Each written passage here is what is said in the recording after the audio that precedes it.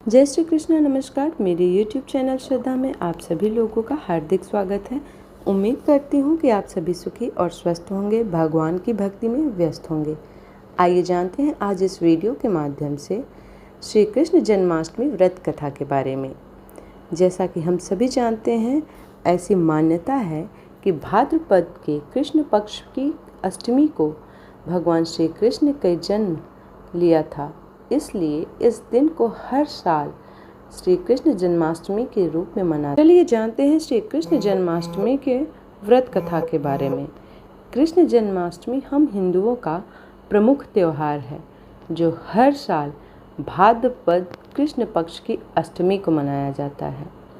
इस बार ये त्यौहार 6 से और 7 सितंबर दोनों दिन मनाया जा रहा है, जिस वजह से कुछ लोग 6 सितंबर को तो कुछ लोग 7 सितंबर को जन्माष्टमी व्रत रखेंगे। इस दिन लोग आधी रात में 12 बजे भगवान कृष्ण के बाल रूप की पूजा करते हैं, लेकिन कोई भी व्रत पूजन कथा के बिना अधूरी मानी जाती है। इसलिए जन्माष्टमी व्रत वाले दिन भगवान श्री कृष्ण की जन्म की कथा हमें जरूर पढ़नी चाहिए। स्कंद पुराण के अनुसार द्वापर युग में मथुरा में उग्रसेन नाम के राजा हुए, जो स्वभाव से सीधे साधे थे, जिसकी वजह से उनके पुत्र कंस ने ही उनका राज्य हड़प लिया और स्वयं मथुरा का राजा बन बैठा। कंस की एक बहन देवकी थी। कंस उनसे बहुत स्नेह करता था। देवकी का विवाह वसुदेव से हुआ, तो विवाह संपन्न होने के बाद कंस स्वयं ही रथ हाँकते हुए बहन को ससुराल छोड़ने के लिए निकल पड़ा।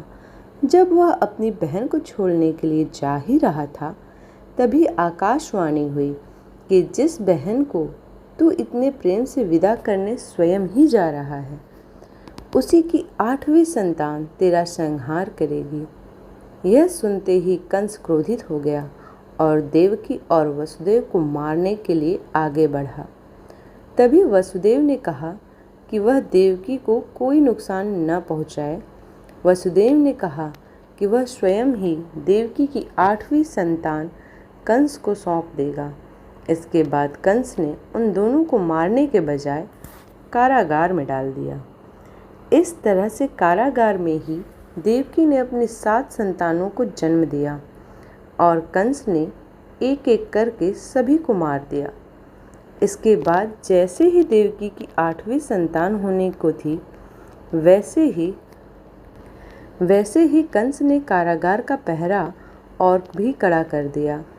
तब भाद्रपद माह के कृष्ण पक्ष की अष्टमी को रोहिणी नक्षत्र में कान्हा का जन्म हुआ।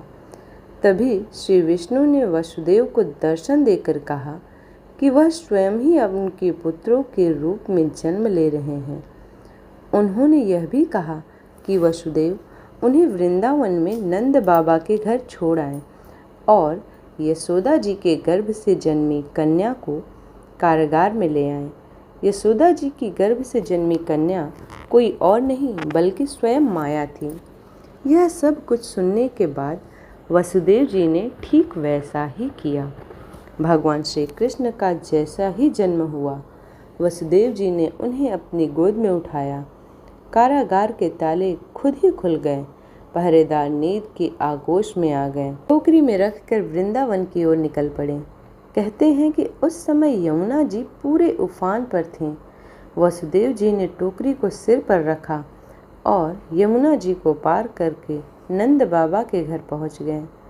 वहां कन्हैया को यशोदा जी के पास रखकर कन्या को लेकर मथुरा वापस लौट आए। जब कंस को देवकी की 8वीं संतान के बारे में पता चला, तो वह कारागार पहुंचा। उसने देखा कि देवकी की 8वीं संतान तो कन्या है, लेकिन फिर भी वो उसे जैसे ही जमीन पर पटकने लगा कि वह माया रूपी कन्या आसमान में पहुंचकर बोली कि रे मूर्ख, मुझे मारने से क्या होगा?